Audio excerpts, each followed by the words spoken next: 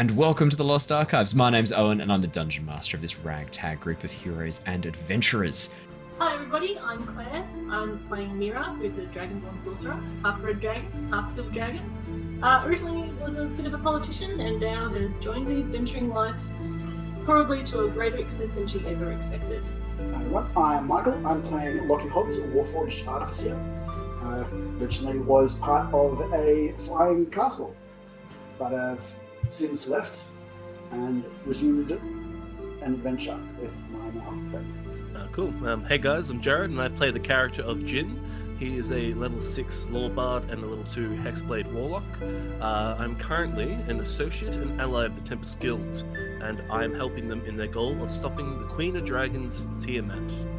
Hello, I'm Ali, and I'm playing Shana, the Yuan-Ti Sorcerer, who is traveling with the Tempest Adventuring Guild, trying to find the other half of her soul, who is hiding somewhere away, far from reach. Hi guys, I'm Matt, playing Yervith, the sneaky Wood Elf Ranger and Rogue, who, after a tragic incident in the jungle with his previous expedition, has now joined up with this lovely ragtag group of adventurers and is looking to see what happens next.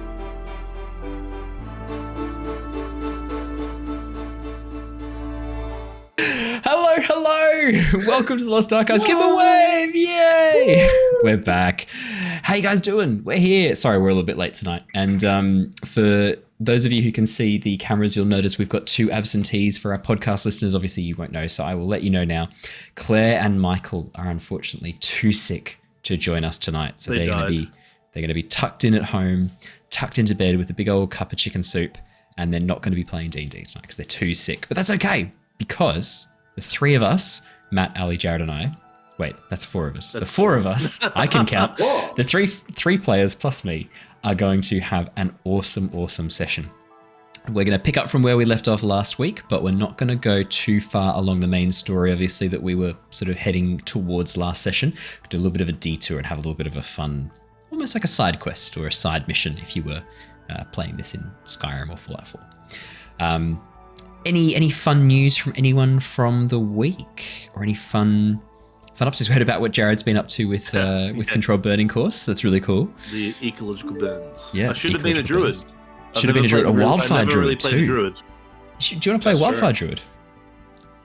Next campaign. It is actually good. Genuinely good. Yeah. I already have my characters picked out for the next. Okay, because I have to say, if anyone hasn't checked out the Wildfire Druid yet, I strongly recommend it. It is a really cool subclass. Very strong. I would put it up there only just underneath the Way of the Moon, and that's saying something. That is saying something. Because Way of the Moon is nuts, as everybody knows. It's just so super overpowered. But no, it is really good. I do recommend checking it out. I had a player in one of my other games. Well, not one of my games. It was a game that I was in with someone else who was DMing in our group. But someone played a Wildfire Druid in that game, and they, really good, really strong, very fun. Really fun. What have I got any news? Oh, I guess I do. Thank you for those of you who joined us for the forest stream that we did on Sunday night.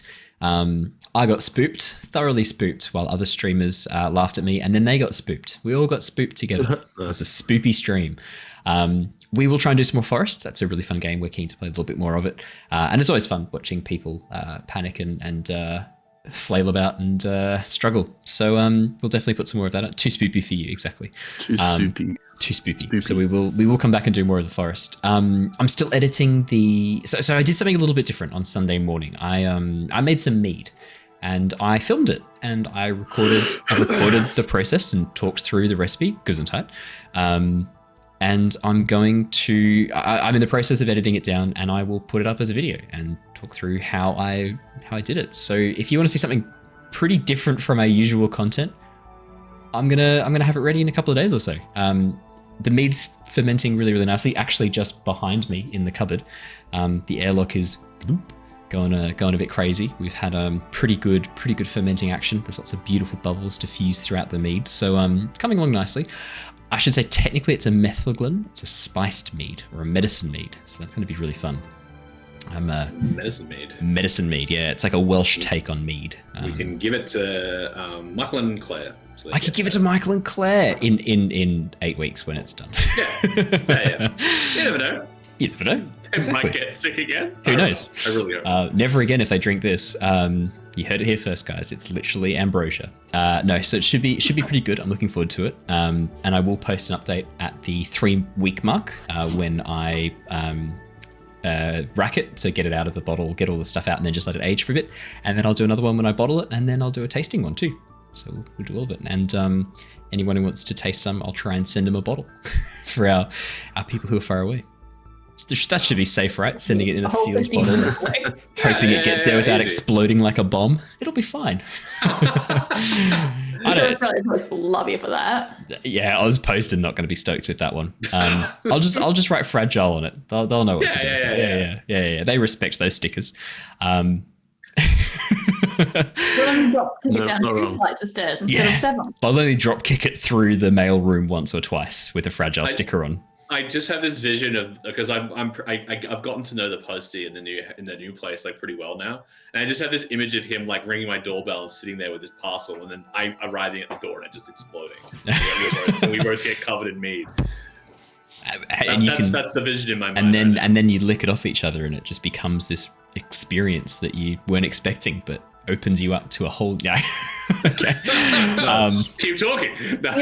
Somewhat coincidentally, that is actually a segue into our community RPG story for the week, it genuinely is a segue into it. This community story comes compliments from John, who has been watching the stream for a little bit. This is one of his stories from last week that he shared. So this is. Thanks, John. Thank you, John. Thank you for sharing. And please, if you're listening or watching, please jump on the YouTubes or on the Twitches. Shoot a message to me. Let me know what story you'd like us to share, and I'll share it on the channel within reason. It will have to be semi-safe for work. I will edit it to be safer for work if it needs to be. So he was. This is the story of how he ran a person out of their own home by role-playing too well. So they were playing, though it was him and a group of people, including his wife and some friends. He was playing some pretty unique character combinations at that point, and this unique combination was a fighter with a background as a chef whose main weapon was a cast iron frying pan. The DM who was running it was a friend of his, and the DM's roommate decided he wanted to play D&D, and so made his character that night and made that character super ugly. Not for any particular reason, just why not? So John, in character, talked a ton of shit about how this guy looked. It fit in with his backstory, and he was a bit of a dick, so that's what he did. The DM got a bit annoyed, and as a result, because the DM's protecting his roommate, informed John that his character's gender had been flipped somehow with magic, and he now loved this roommate's character. Now, that is a dick DM move. I want to put it out there. That is not a good move as a DM. John took it like a fucking champ. He just started role-playing and flirting hardcore and talking up this guy's character, getting all into it, and he was sitting next to this roommate. His wife was sitting on the other side and loving every minute of this, by the way, and he got really into the roleplay, started jokingly touching the guy's arm. It was like, give me a kiss, big boy, and like really like getting into it. Dude got uncomfortable and scared and walked out the door of his own house. Had to be talked into coming back because he genuinely thought he was hitting on him. Oh my god. That is a great story, and B, the other reason I read that out tonight was because it is a really good lesson for DMs out there. If you feel like there is a bit of stuff happening in game between players and you're worrying it's getting a bit nasty, or you're worried it's not just in roleplay character, do not deal with it by punishing the character. Deal with it by talking to the player, right? Yeah. Tell the player, say, hey, look, I know you're just talking in character, but maybe some of these comments are a bit harsh and I just don't want to like upset this guy. Don't do the fucking bullshit. Oh, now your gender's flipped because I'm God and I said so. No one likes a DM who does that with power trips. The lesson as well, if you're a player and you're in a situation like that, do what John did.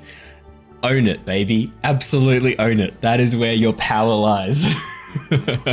Have fun with it. That's what it's all about. And I thought that was a really fun story, so I thought I'd better share that one for tonight. So thank you, John, for that story. Really cool story.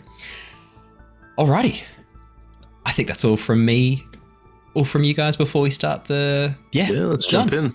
Let's jump in. I will do a quick recap for last session. So, the Tempest Adventuring Guild, a group of mercenaries, explorers, and adventurers, has been working to thwart the machinations of a group known as the Order of the Dragon. This cult has been amassing power, wealth, and knowledge in an attempt to perform a ritual which would bring a dark draconic god, Tiamat, back into the world. Our story has been following the escapades of some of the members of this group. Mira, Jin, Lockie, Yervith, and Shana, who have travelled to Chiari, the draconic nation, to work against the cult's actions there. As their airship entered Chiarian airspace, a gold dragon came to warn the party away from Veloxur, the capital city.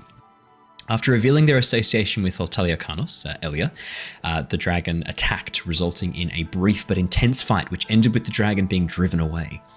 Deciding that flying the airship directly into the city centre might alert the cult or other enemies, known and unknown, to their presence, the group decided instead to head for a winery owned by a friend of Altaliacanos.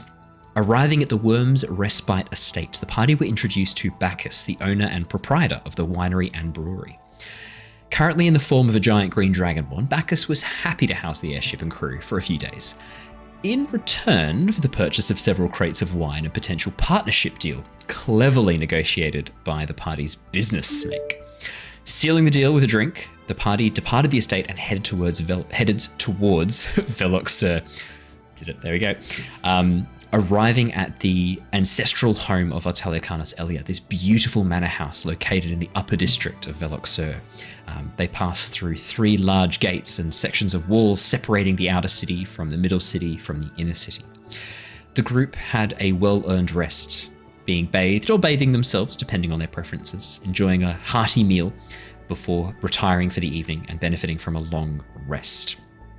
We jump back in the next morning. The characters awaken in the guest rooms on the upper floor of this manor house. The sun just creeping in through the outside windows, the large curtains having been drawn back. With the cold coming in, despite the location in the desert, the nights are cold and bitter, and large sections of fabric are pulled across the open balcony to cover it during the night to keep the warmth in. But now that the sun has risen and it is sort of past dawn, servants have come and removed those cloths once again, allowing that warm sunlight to come through the open balconies and open esplanades. Esplanades? I'm going to stand by that. You all awaken very slowly, sort of coming to. Stomach still quite full from the meal last night, which was a veritable feast of good food and good wine. Those of you who indulged a little bit too much in the wine of Bacchus, probably feeling a very slight headache, a lot less than what you had expected to. Something about his wine or the way it's prepared seems to have less of a hangover effect than what you might have expected. But you do sort of find yourselves arising very slowly, eyes blinking as you sort of rub the sleep out of your eyes and sit up on beds. Outside each door is an attendant, a Dragonborn attendant, patiently waiting with a platter of fruit to present to you as you awaken. They step into the room, again dressed in these very long, flowing, elegant white togas, bowing deeply, holding out the platters of fruit that they then place on a stand next to your beds, and then retreating from the room and standing at attendance by the door. My question is, as you wake up in the morning, each of you, is there anything you'd be doing specifically, anything you'd be... any like morning rituals or any morning activities that you would do regularly or that you want to do for this once off? How would you respond to the draconic attendants? We'll go through in order, just get a little brief idea from each of you. We'll start with Yervith, because you're on my left. Sorry. No, that's okay. Is this just what I would do in the morning? Yeah. What would Yervith's morning look like? Because I don't think we've actually sort of like this is a chance to kind of get a bit more into your character's personality and your character's actions and lifestyle. Absolutely. Something we've not touched on really with Yervith as much. So yeah, I'd love to. What does Yervith's morning look like? What's his morning ritual? I think Yervith is probably, definitely enjoyed the deep sleep, even though as a wood elf he doesn't necessarily need to sleep per se, but feeling kind of relaxed, he'd probably indulge in that a little bit as much as he can. But yeah, I think. Yeah, Yervith is feeling a little, I don't know, probably a little bit more hopeful, I think, in his overall outlook. Kind of, feeling he's getting in touch with his past with Elia and starting that training with her, and having now this Drake under his command or under his care. Probably summoning Eleanor, or if Eleanor wasn't already summoned, it would be just sort of playing with her a bit, and probably donning his garb, his standard sort of ranger equipment. Probably actually getting ready without as much of his armor.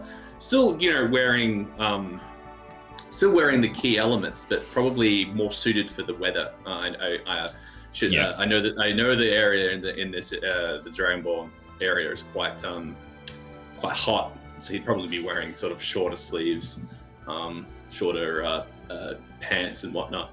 And probably just sort of getting ready, cleaning up a little bit. He was already pretty clean from the bath yesterday, which he enjoyed. He'd probably go for a stroll. I don't know if there's gardens. I think there are gardens. Extensive gardens. Oh, yeah. Yeah, he would probably spend the time just sort of perusing the gardens, enjoying these trees, enjoying the tranquility, I suppose, of the calm early morning. Before the hustle and bustle of the day. Just some time to reflect and think about everything that he's accomplished in this short couple of weeks, really, in the scheme of things. Absolutely. Like where he was to where he is now. A huge sort of juxtaposition in his way of life. Probably can't even believe it in some ways, going from where he has been to where he is now. It's probably quite the not ethical, but quite the philosophical sort of ponder for him. As he walks through the gardens. Yeah. Even the idea of having a good night's sleep is something Yervith's not been used to for quite some months. So even sort of awakening in the morning, feeling rested, feeling relaxed. As you go for a stroll around the grounds, you can see that as I described previously, this is one of the places where greenery flourishes. Unlike the rest of the plainlands and the expanse outside the city, sometimes known as the Charian Wastes, this sort of large salt pan that you guys flew over off towards the east. There is a lot of water used to keep the plants in this area alive.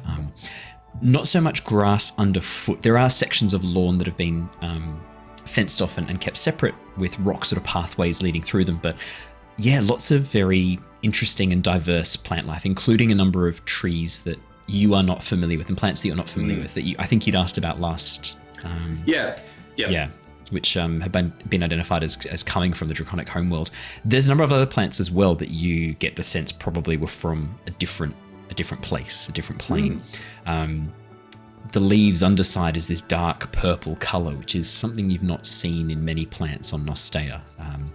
The sun on Nostea being a much younger star, quite a light yellow burning star. This need for a red underside potentially is from another place with a much darker, hotter star. There's a number of attendants and gardeners moving throughout, a mixture of Dragonborn, metallic and chromatic, who all will bow very deeply as you walk through and not really pay too much attention or engage with you unless you engage with them. I think Yervith probably would, like, if there's some gardeners or people who are sort of tending to the garden, he'd probably just ask a couple of questions. And I should say, is Eleanor with you?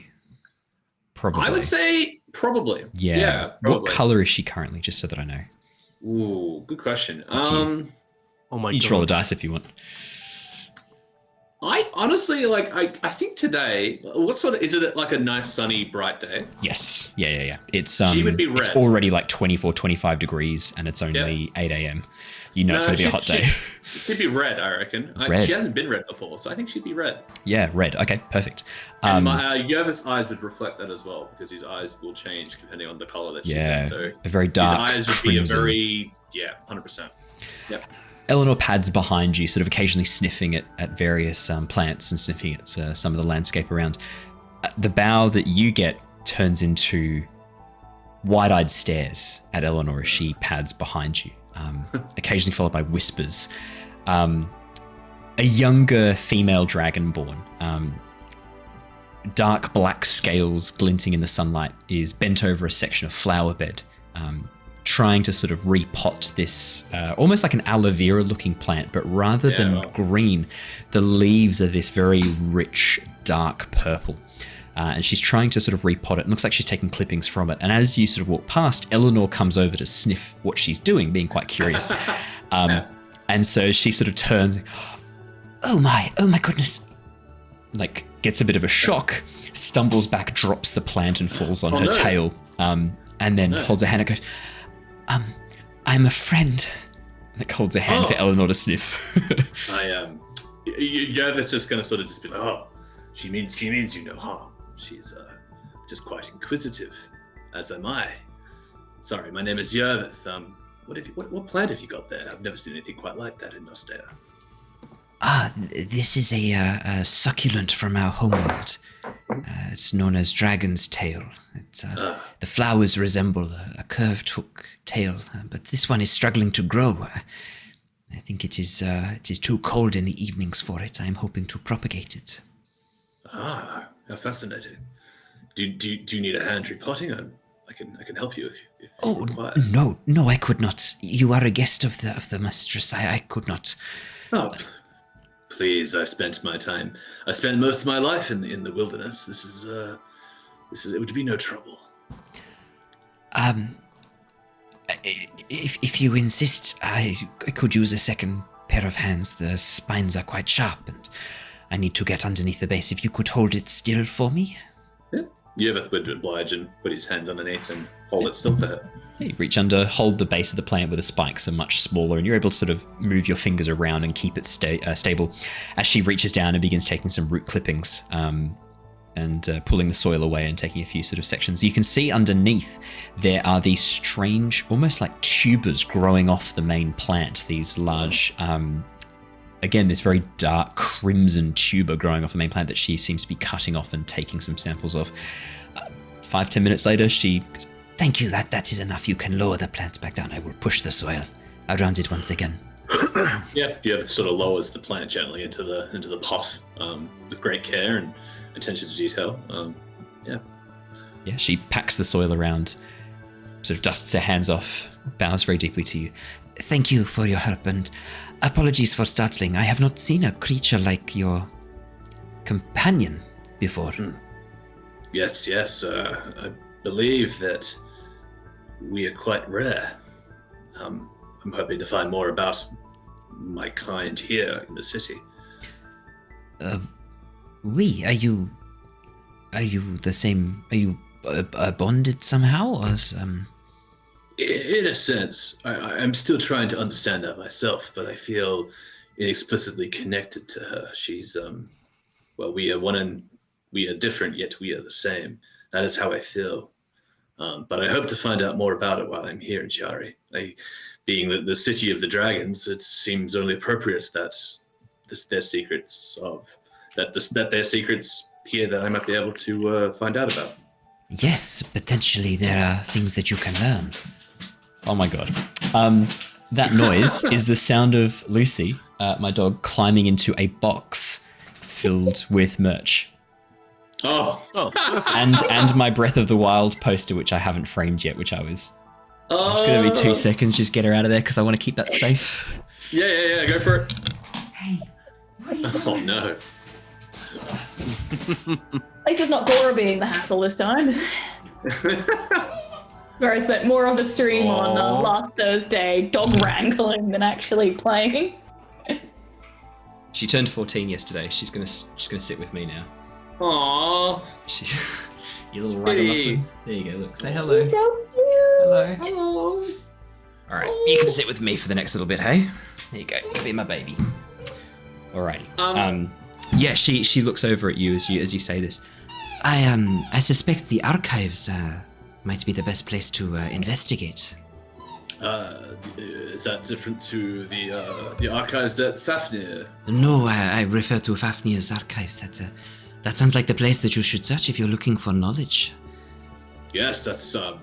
I believe I have plans to head there today at some point. You wouldn't happen.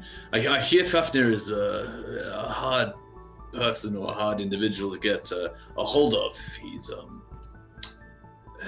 how do you say, quite difficult to arrange a meeting with, unless I can provide him with something that he might be interested in. That's just what I've heard, unless you've heard differently. I would not speak ill of a member of the Draconic High Society, but what you say, I have heard before. And she gives you a look. I nod knowingly, kind of like, I see. That's I'll do my best to get an audience. I'm hoping that, and I sort of look over to Eleanor. I'm hoping that might be of interest to him. It very well could be. Is there anything else you need from me, sir? She bows deeply once more. No, I don't believe so. Just no. The plants here are all beautiful. I've never seen anything like them before. I've heard that they came here from your draconic homeland. I would not know. I was born on Nostea. My family have lived here for generations. The dragons, they are the ones with the long lives. Us Dragonborn, we don't even live as long as you elves. We live as long as the humans. My family have only ever known Nostea, but it is an honor to care for the plants that came from the dragon homeworld. They are fine. They are fine indeed. I've never seen anything quite like them in my travels. They all look in good health, and I wish I could learn more about them. If we had more time, I'd love to ask you some more questions. Maybe there's some sort of... are there any of the plants here that could be used for healing or for medicines? Yes, there are. I can take you to one of the garden beds now if you prefer, if you would like to see. Oh, I would love to. It would be interesting to see what it is. Perhaps it is similar to something more native to Nostea. I'd be interested to know that. Please let me take you there now. And she begins heading off and will guide you. We'll jump back to you, Matt. We're going to jump to Shana. Shana, you awaken in your own time. What would Shana's morning look like? Sort of wakes up. The silence or more the lack of noise is still really startling for her. Like, she is not used to quiet. Like, she's always she's more been the background noise, in sort of following along someone else, but, she's very much used to having Lyra there. And it's interesting you point that out, because you do notice there's no bird song.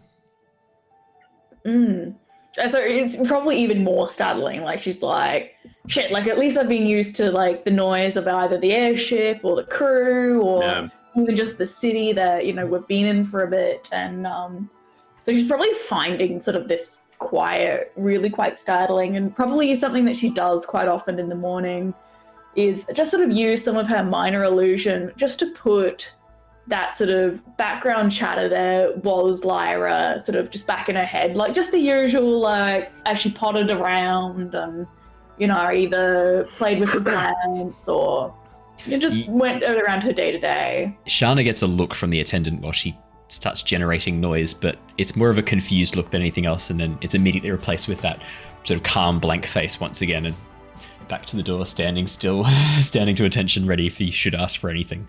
But yeah. As she sort of, goes to the morning, she'll probably use a bit of prestidigitation, sort of clean herself up again, a bit of the room. Like, she feels really uncomfortable having sort of the attendant there. Like, she's like, I don't want them to have to do anything. So she's, she's going to try and leave this room quite spotless. As you go to try and clean, the attendant, this red dragonborn, steps in. Please, madam, allow me. Sure, all right. Hey, I was wondering, is there a library in this manor? Why, yes, there is a library. Would you like to visit? Glad to. Of course, I can take you there right now if you wish. Yes, please. And she sort of glances around, see if she can sort of see any of the party nearby. But she's like, I'm sure someone will tell me if the others need me or anything. If course. And I think she'll follow him out to the library. She's not really looking for anything in particular, but if there's sort of anything that would stand out to her, like about either lost souls or about poisons, healing, anything that would sort of be relevant or have been relevant to sort of the previous couple of weeks. Okay. Yeah, I mean, he takes you downstairs through a large open archway. Again, these beautiful large cloth curtains being pulled back to allow the sunlight and the warm air back in once again. He leads you off to a side antechamber. The room is fairly large, roughly sort of 10 meters, 15 meters long, 10 meters wide. And 3 of the walls are bookshelves. The bookshelves are built into the walls, and each one has a ladder up the middle that you can climb to reach the higher shelves, because the room is sort of 7 meters tall. It is huge. There is a series of balconies around the top as a second railing goes along, and then bookshelves fill that area as well. And a number of large armchairs and ottomans across the floor in this very sort of dark blue velvet covering create a little reading nook and a space for those to enjoy the books of the library. There is no one else in the library as you arrive. The Dragonborn attendant bows, gestures you in. If you require anything, merely speak to one of the servants. I will go back and prepare your room now. Thank you. Not necessary, but, appreciated. My job. Very necessary. Is your deep bow. And we'll leave you to your devices. Could you please roll me a perception check, Shana? Ooh, first roll of the night. First roll of the night. And we're already 33 minutes in. Wow. Nice. Oh, wait, that's not perception. That's okay. What is your perception plus? You rolled a 14. Minus 4 from 14. that roll. What? Oh, so just 14. Just 14. Shana, you have a bit of a look around. There are a lot of books here. Almost all of them written in Draconic. Not a barrier for you because all you little fucking metagamers took Draconic as your languages. What? What? What? What? What? I didn't say anything. But all you fucking metagamers took Draconic. And as you have a bit of a look through, yeah, most of them seem to be histories, political treatises, books on law. Interesting, definitely the idea of Draconic law. A little bit different to Ocean law. Ocean law is based on precedents. The idea is that because times change, laws need to be updated. And so it's based on judgments, and judgments help determine future judgments. So the law's always evolving and changing. It is a little bit similar to Australian law, common law, and UK law. Draconic law is very different. It is based on divine mandate. The laws that they use, they have held in place for generations. These are the original laws of their land before they came to Nostea, and the laws have not changed. There have been exceptions made and there have been rulings changed, but for the most part, the Draconic Nation has stalled from a political and legal standpoint. It has locked in these laws and no changes have been made to them. And the laws as you read them are pretty intense. A lot of them are based on a very strong caste system with dragons at the top, Dragonborn underneath, and everyone else underneath that in varying stages until you get down. Very strong caste system. The rights of a Dragonborn are a lot less than the rights of a dragon, but a lot more than the rights of a human or an elf. Yeah, it's a lot. Wow. Yeah. You do, however, come across some books discussing theories of magic, and one particularly focused on the idea and speaking about theoretically of the idea of splitting a soul. In this case, a cautionary tale, speaking about phylacteries and how a wizard, a dark wizard, a wizard obsessed with immortality, obsessed with everlasting life, can remove their soul from their body and place it somewhere safe in an item away from themselves that makes them functionally immortal. And that item is known as a phylactery or a Horcrux. If you're, I was going to say. Yeah. Does that actually mean that Voldemort was a lich? Voldemort was a lich, and 100% J.K. Rowling just went, I'll have that. That's so fucking cool. Yeah. I only realized that recently, and I was like, holy shit. Yeah. Voldemort was a lich. And everyone's like, oh my god, so original. Fucking not. She ripped off so much shit from D&D. Don't give me that. Yeah. Yeah. But yeah, this is a cautionary tale speaking about a wizard so corrupt by the dark powers and so corrupted by their own ego and their own god complex that they turn themselves into an immortal being. In this case, it's speaking in particular of a lich that's name is not mentioned, but there's a symbol that is presented, a wide open mouth grinning, this almost like a mask with this gaping mouth with this large horrific grin. Inside the cover on one of the pages. Does it look familiar to her at all? Like, has she sort of seen anything even similar to it? Shana, could you roll me a history check or religion check? History or religion? Oh, God. Not my strong suit. Oh. 9. You just... Nothing comes to mind. You feel like there's something that comes to your mind. A name.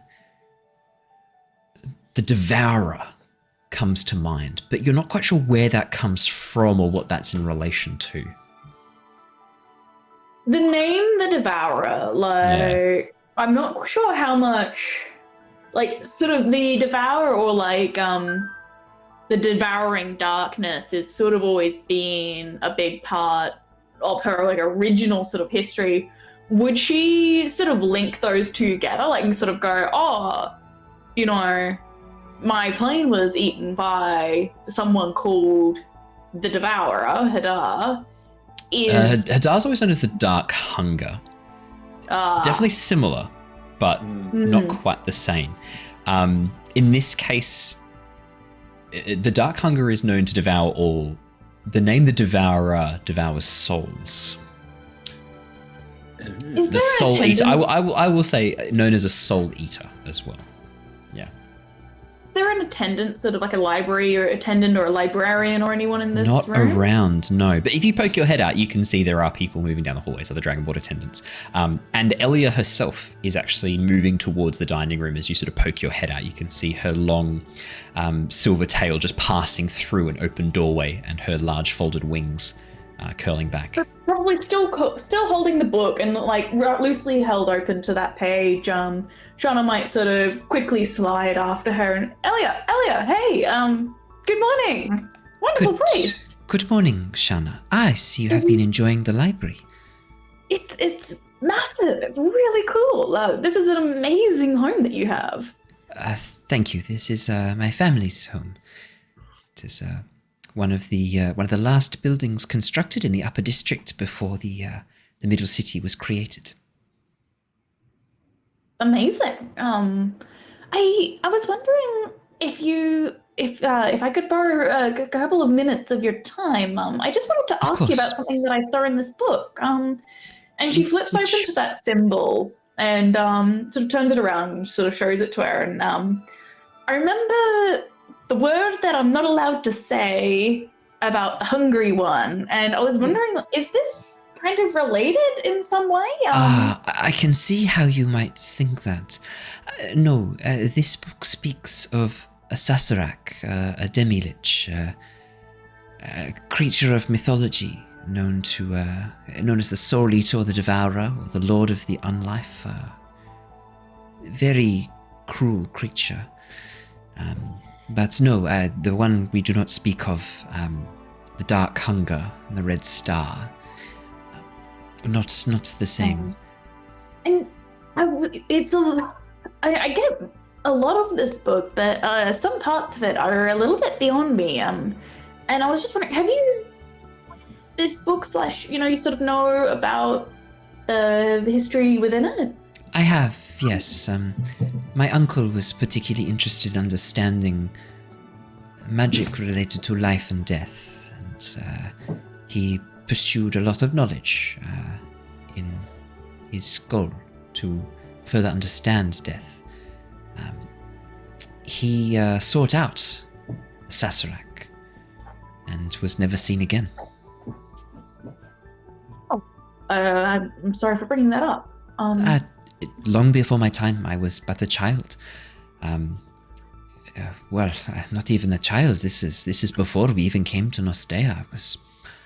My parents were but children. As far as you're aware, is there a lot of this book's sort of more about the splitting of the soul to gain the immortality? Yes. But is there much knowledge known on putting it back together? Finding the two fragments. Yes. Oh, combining a soul that is split?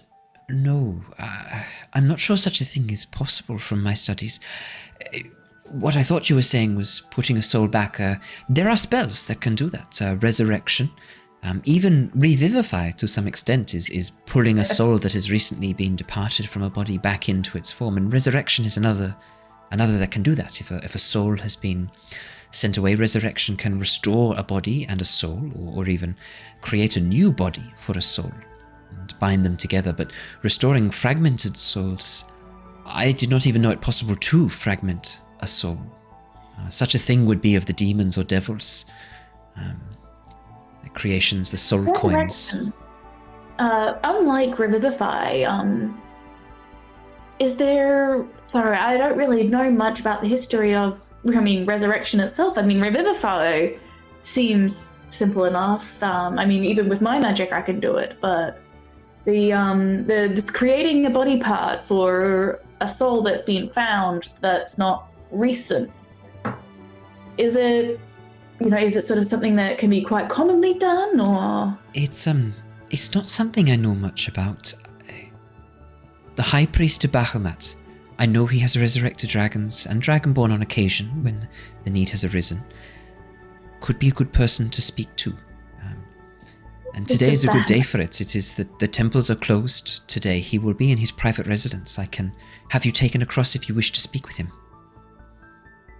Yeah, that would be really amazing. Yes, please.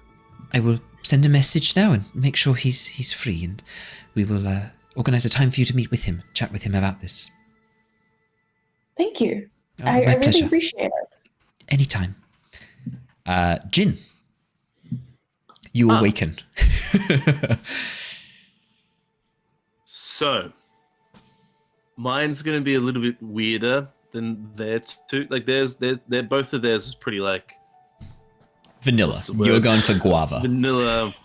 Well, I've just recently changed from the Changeling Legacy to Changeling, the new Changeling. Yes. I can now change my race to medium or small. Yes, he can. So, all morning I'm going to be walking around the manor as different small races.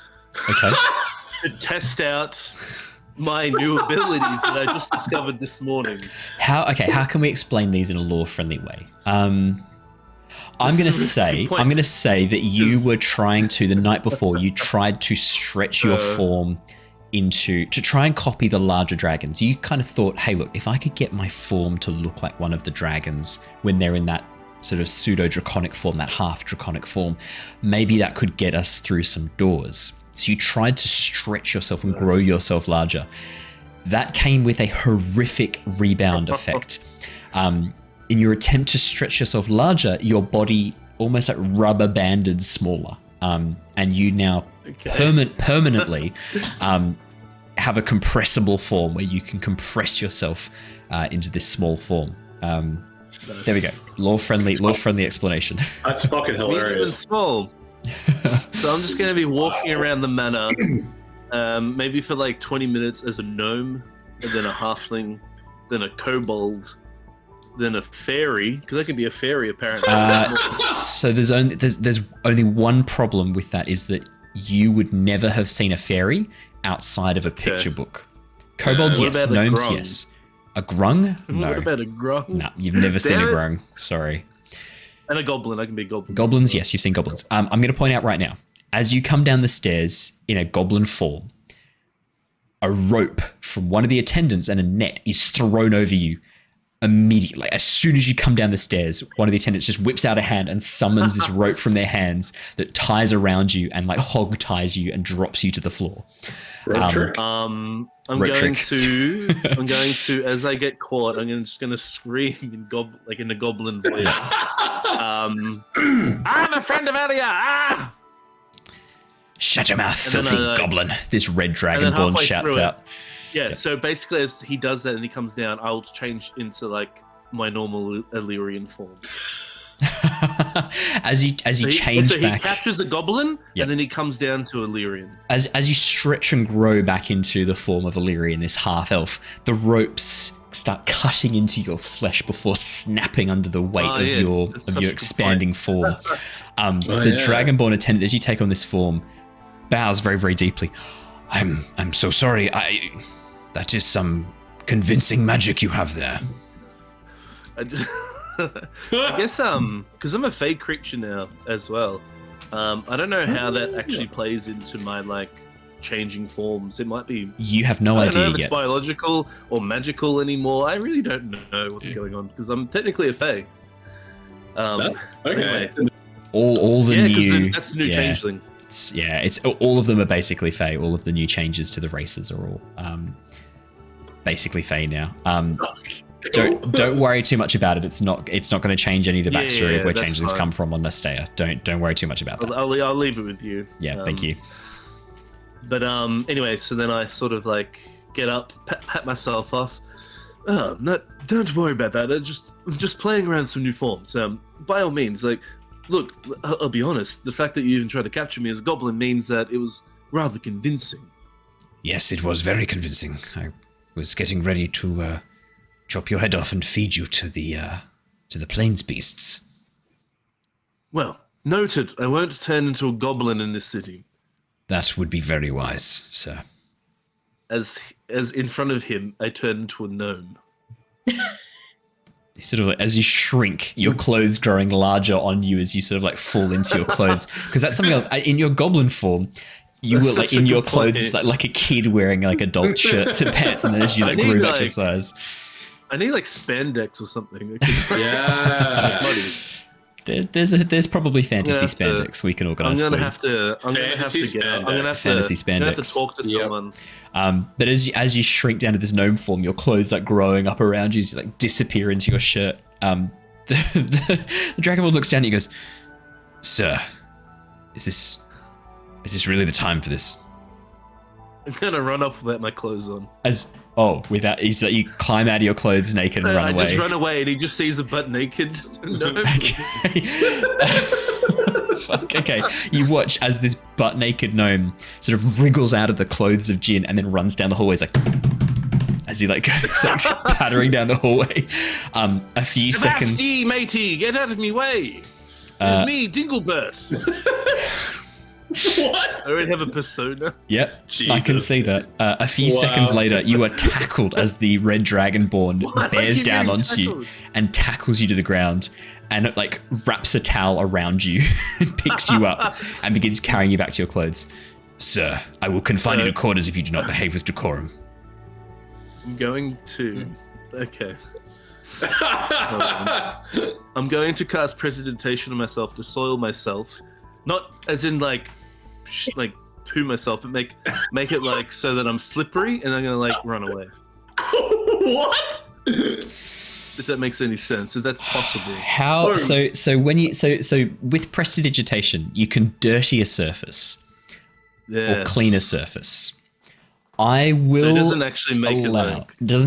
I will allow that you can dirty something and make it a little bit harder to grip, but it's not like covering yourself in like slime. You can't just So what I will get you to do, can you please make me a dexterity check to escape this grapple, an acrobatics check to escape the grapple. I will roll an athletics check as he tries to keep you restrained. Cool. You've got to beat a 16. I rolled a 4 apparently. He tucks you under one arm and carries you back to your clothes. He then bends down, picks up your clothes, carries you up to your room, throws you on the bed, throws your clothes on you, and then stands guard at the door, pulling out a long, curved scimitar, almost like a kunai. Okay, cool. I'm going to cast a kukri, sorry, invisibility. kukri. Not a kunai, kukri.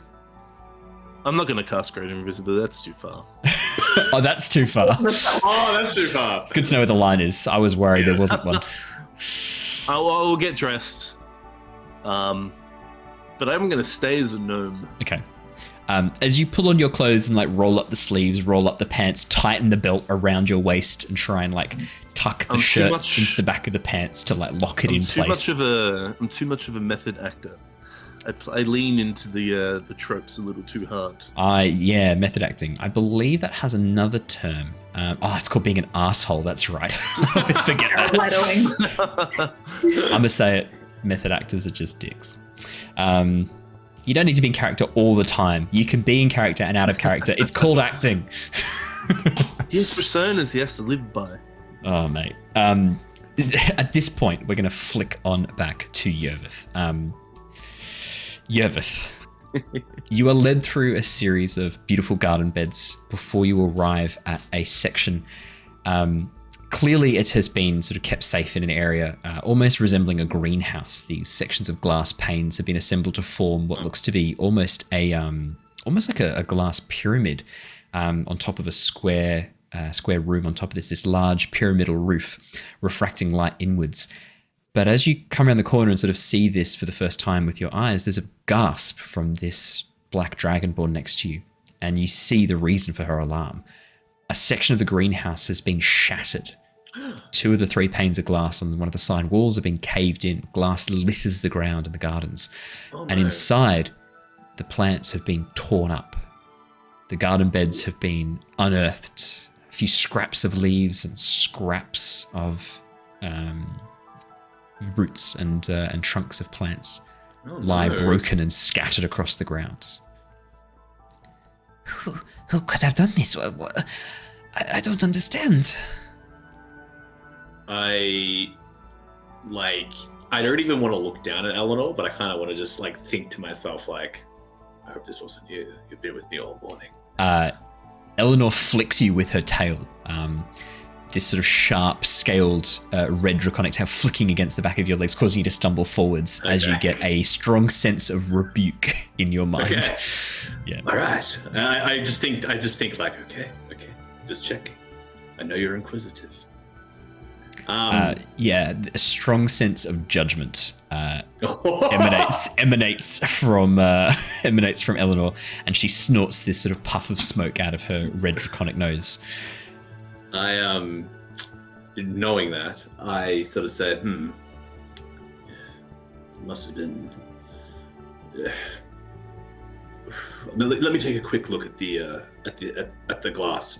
Maybe I can identify what it was that was here. I could look at its tracks, perhaps, or see who was here. So I'm just going to bend down and have a look at the tracks. Give me a survival check, please. Ooh. Or actually, I would say perception, survival, investigation, your choice. 28 survival. Look, it's all right. It's an okay roll. That's all right. It's all right. It's all right. You'll learn some things. You begin looking over. The first thing you realize pretty quickly is that this is meant to look like some wild creature has broken through and torn up the garden beds. And that's the first impression you get. Pretty quickly, however, there's signs that this has been staged. The footprints and claw marks in the dirt are all in exactly the same configuration. Which means that the creature, if it was a creature, didn't move its toes at all. They were completely stationary, and it just went bloop, bloop, bloop, bloop as it walked along. What's more likely to you is someone used some sort of mold or press or some sort of creation to put these tracks in position or drew them. But there is no way an actual creature made these tracks. More importantly, sections of the glass, you can see where the top of the pane has been pulled aside and was dropped. This wasn't shattered by something jumping through. Someone tried to detach this and either slipped or dropped it or let it crack on the floor. the pattern of glass that's broken is from a whole pane hitting the floor and shattering, not shattering upright. There's no fragments of glass left in the middle pane. Then someone has come along and smashed the ones on either side to create these fragments. Right. Detective Yervith is fucking on this case. Got this. More importantly as well, the plants, the bits of root and stuff that have been left, you recognize. They're Nostean plants. They're one of the root systems that you know to be a very common weed that grows out in the outer plainlands. You drove past it on your cart yesterday. It's just a bit of thistleweed, this sort of brown scraggly bush that grows quite commonly out around the plainlands. It's native to Nostea. Someone has planted this to make it look like the plants were all torn up. But you get the sense looking at it, there's even trowel marks on some of the sections of dirt where it's been clearly dug up with care and then scattered about afterwards. What's more, as you brush away sections of the dirt very lightly with your hands, there are footprints underneath this. Large booted footprints underneath. Booted, okay. Booted footprints underneath. Right. This is probably, do I know that, would I recognize these booted prints? Do Dragonborn wear, because I imagine they have claws, right? You haven't noticed many Dragonborn wearing shoes. Right. In fact, you thinking back, you're trying to think of when you've seen any apart from those wearing armor with greaves and pauldrons, but boots, not so many. Okay, there's only two things that are going to happen here. First thing, Yervith's going to look back at the gardener, the attendant, and he's just going to say, "What was growing here?" These were the healing plants that I was going to show you. The last of their kinds. They're plants important for creating healing salves, traditional healing salves, and antitoxins and anti-poisons used to remedies to cure poisons, very dangerous poisons. You said the last of their kind. This greenhouse was all that is left in the city. That was a point of pride that we still had these growing. They are very hard to nurture and mature. But what sort of creature would eat these? The plants, especially the ones that are antitoxins, if you ingest them without being poisoned, they are a poison themselves. I don't believe this was any mere animal attack or animal break-in. I believe this is the work of someone much more humanoid. It seems like they've staged this. They've come in here. Staged this? Indeed. Yes, someone knew that these plants were here and have broken in and stolen them. And I sort of point out the footprints and how uniform they are, and kind of show some of the disparaging sort of well, not disparaging, but sort of the glaring sort of the evidence that absolutely, exactly, the inaccuracies, yeah. This does go a little bit above her head parts of it. She sort of nods along, but you get the sense pretty quickly that she's just taking your word for a lot of this stuff. Yeah. When you point out the footprints, for example, she can't see what you're seeing. She's not as adept at tracking. She's not spent time tracking. She just goes, "If you say so." Yep. But when you point out the plants and that they're not, these can't be, she sort of takes a closer look at the root systems. By Bahamut, you are right. These are not. There is no way this plant would have been growing in here. This is. They're just common Nostea to weeds. This is just some thistleweed from outside the city. But how did that get here? We do not. We try to keep a lot of our natural homeworld plants growing here. There are not many Nostean natives in this garden. Who would know that these plants were growing here? Many dragons, many dragonborn. It is a point of pride. Very occasionally, the lady would allow for groups to come through to study scientific, educational, to come and examine and take some cuttings of the plants. And there are a number of other dragonborns and a number of other dragons who have gardens like this, who are trying to grow them and propagate them as well, and we occasionally let them come in and take clippings. Many people would know about this. Many people. So it seems that perhaps one of those groups that's gone through to study these plants have, they knew what they were looking for, which is very deliberate. I would I'm interested to know, out this far, the perimeter. How easy would it be to get into these gardens? Is it walled? Yes, you passed through the gate on the way in yesterday. The walls are very high, and there are hedges that are not just decorative. There are sharp spines, and they are poisonous as well.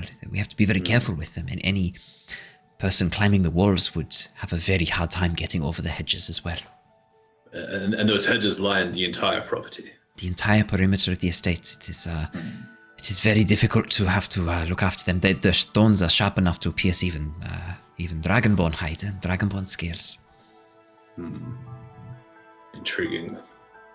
Yervith would probably, at this point, be maybe try and follow those footprints that he saw before and try and figure out, like, in what general direction this perpetrator has sort of come from. Sort of like try and track it towards like the perimeter of the property and maybe look for more evidence there. Yeah, absolutely. We'll use your previous survival check.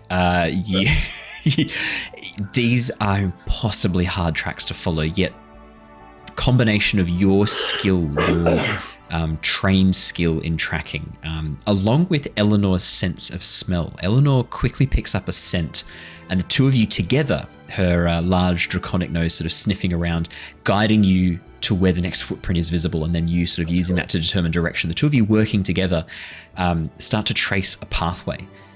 The pathway heads initially towards the manor, but as it approaches, for a few moments you lose the trail before finding it again, and it then curves around behind the manor. At first you think you're about to head into the manor, but it actually curves around the side towards a large series of how to describe this? Almost like bunker doors built into the side on an angle that lead down to maybe some sort of cellar underneath the manor house. Okay. As you approach this black dragonborn, whose name you haven't asked, but I'm going to tell you because it's going to get too hard to keep describing her as the black dragonborn gardener. Yeah. Gelly. As Gelly approaches, she goes, these should be locked. The cellar should be locked. The padlock is gone. The lock is gone. She points, and you can see that there's a section of faded wood.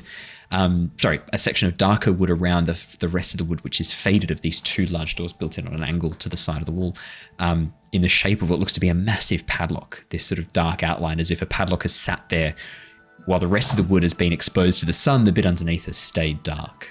So this is a padlock on the inside of on the outside. Yeah, so it's a padlock on the outside of the door. Yeah. Okay. Yeah. Huh. Right. So like a storm cellar. Yep. Imagine like a storm shelter style doors, so on a bit of an angle that open up and would lead to stairs that head down underneath the manor house. And you can see they're made of wood, but the wood is quite faded and weathered, except for this patch in the center that looks in the shape of a padlock quite clearly. This is quite concerning. We should let Elia know that there's been a break-in and inform her that the grounds are no longer the grounds are no longer safe. Yes, I will need to speak to Hesenia as well, the butler. I will be right back. I'm sorry, I didn't ask your name before you go. Gelly. It is okay. I am just a servant here. Why would you ask my name? No. It's only the polite thing to do. If you don't mind, I'll stand here and see if I can figure out some more about this perpetrator. Yes, of course. That seems very wise. Yes. Gives you a nod before scampering off in the direction of the manor. Lyra. Oh no, sorry, Yervith. Did you want to do something else?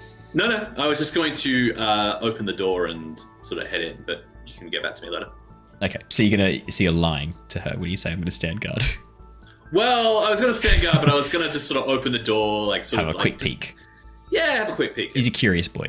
Yervith, as you reach down and open the doors and look within. Shana, it's your turn.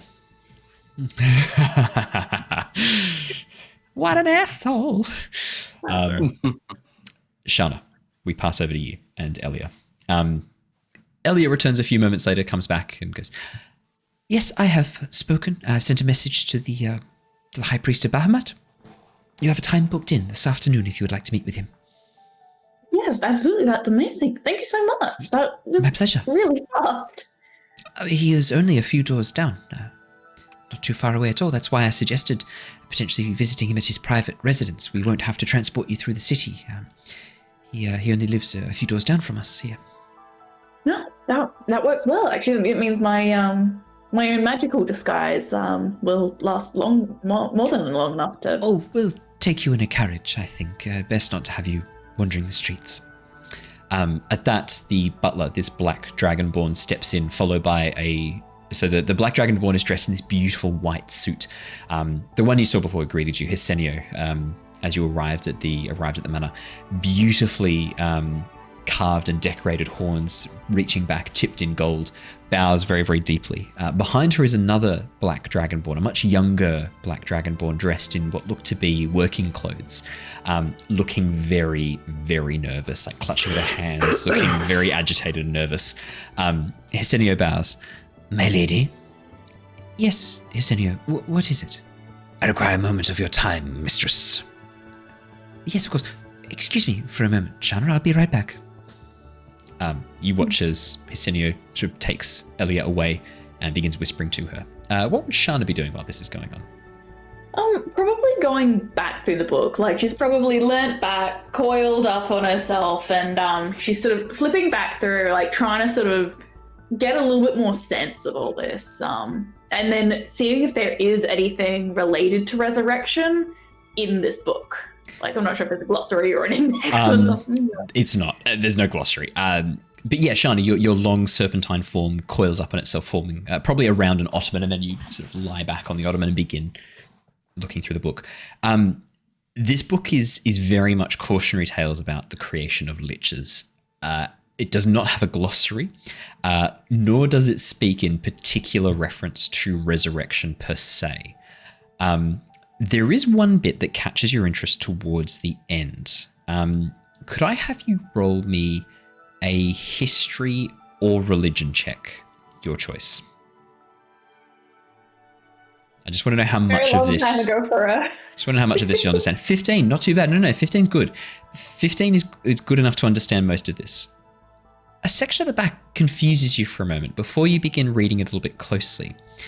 At first, you kind of mistook this for a way for an evil wizard or a wizard sort of traveling down these dark paths of lichdom to potentially protect their body from decay before becoming a lich. This is a way for a wizard to stave off aging, to allow themselves to live longer, to preserve their body through the use of alchemical concoctions and magic. However, one bit does sort of strike, I should say pique your interest a little bit. As you're reading through, one of the spells used in this is a form of flesh molding that seems like it would do a very similar job for creating a body as it does for reshaping a body. And in fact, as you begin looking at the symbols, a number of them look familiar to you. You saw these when the Yuan-Ti Sorcerer activated that spell that ripped Lyra from your body and forced you into this serpentine form. Is like there's sort of enough of the spell written out there, Shana can sort of write it down, like take some sort of note so that she's got it more on hand. Like the full spell's not written there. This isn't a wizard's book describing how to do this. This is a tale describing why you shouldn't do these spells. And so it only has a couple of the example runes to try and indicate to a wizard, hey, if you see this, don't cast this.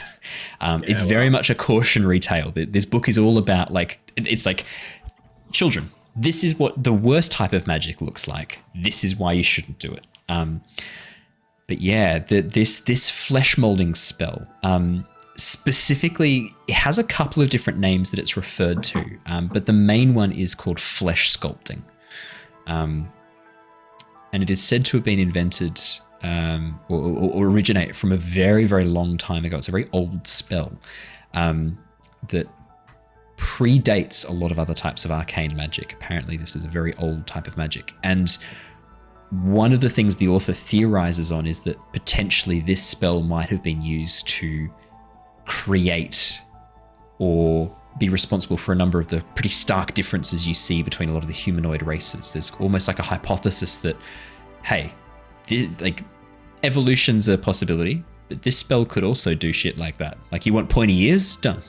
You want Short? Done. You want big bushy beards and an obsession with gold? Done.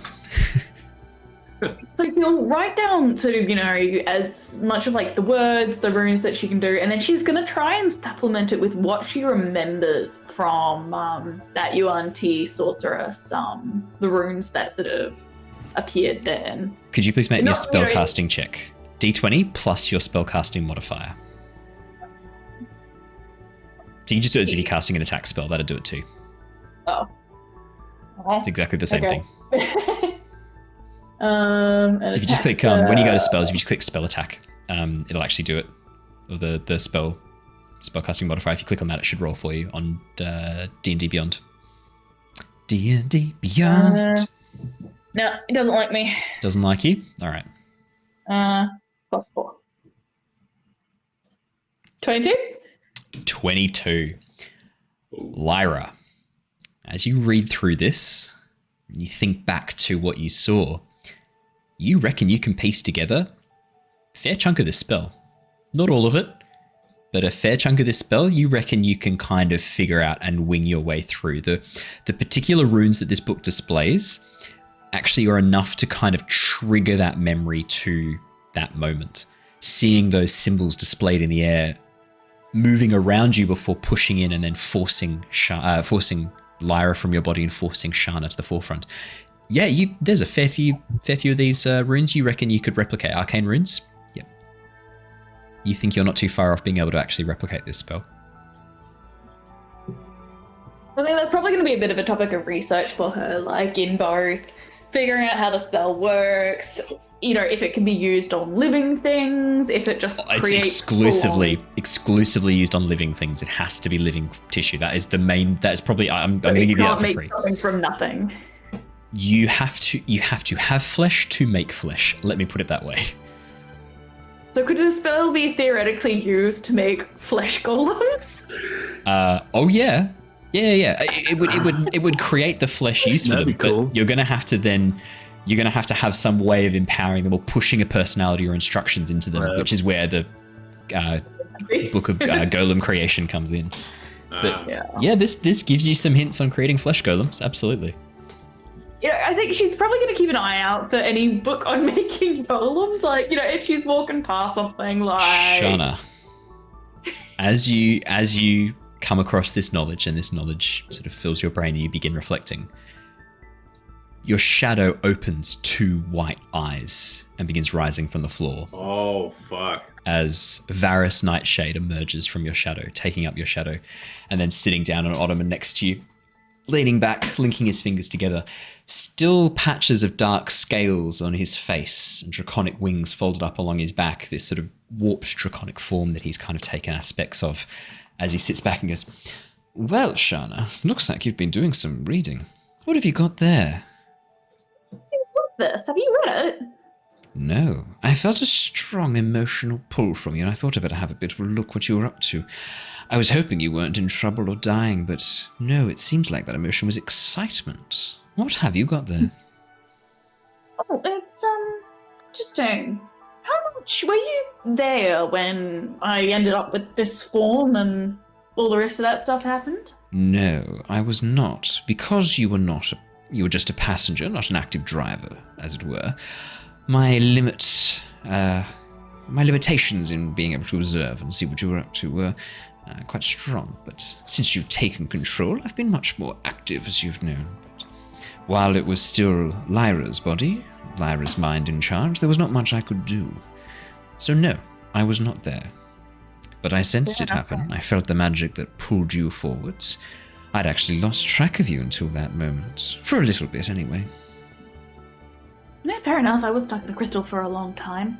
But, how much do you know about making golems? Specifically, fleshy golems. Making golems? A bit macabre, isn't it, Shana? Even for your tastes? Literally everything I do is macabre. I may as well change my middle name to it at this point. In that case, then, it's a little bit macabre for me. No, I've never been particularly interested in creating flesh golems. Why would I have a mindless servant when it's far more fun to manipulate a mindful servant into doing what I want? That's where the real challenge comes in. In the servant. You could create a new body for whoever what? and whatever you want. Why would I need bodies when I have people more than willing to do what I ask them? Well, say you have a person and what they want is a new body. I've never come across such a thing at this point. No, I don't know much about creating flesh golems, sorry. I'm not omnipotent or omniscient. Just very good looking. He gives you a smile. I think she sort of just a bit of a chuckle and shakes her head at that. But I think she probably actually will share what she's figured out so far. Like she's like, well, it's funny. So I was reading, long story short, I was reading this book and came across this interesting spell, and they gave, cautionary tale, so not an actual recipe, as you say.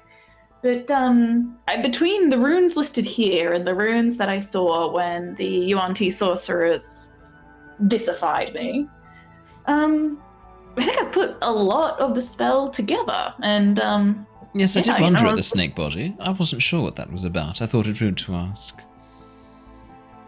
Fair enough. I'm not quite sure of even myself, though. I figured it had something to do with the Yuan-Ti that split the whole soul and body thing. But... Oh, I always thought it was the universe making your outside look like your insides.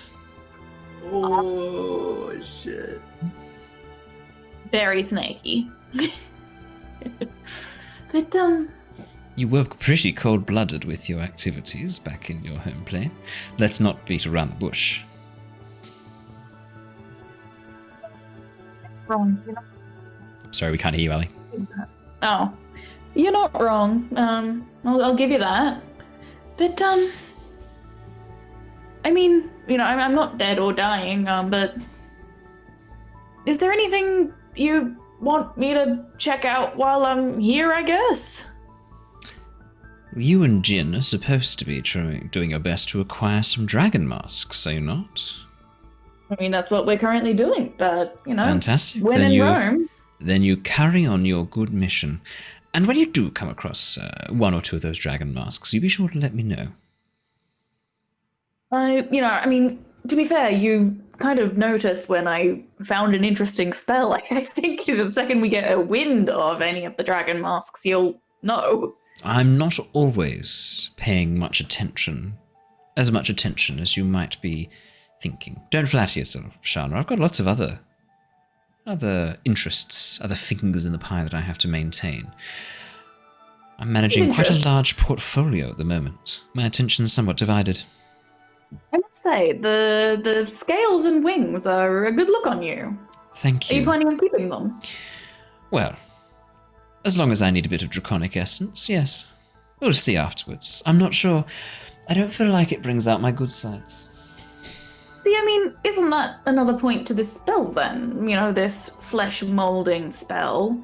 Say you want to get rid of the wings and scales and Oh, Shana. go back to the way you used to look. Shana, I'm a god. Do you really think I have flesh? I mean, you have scales. To explain how your primitive little mind perceives energy, I'm not sure I have the time to explain to you what you're seeing.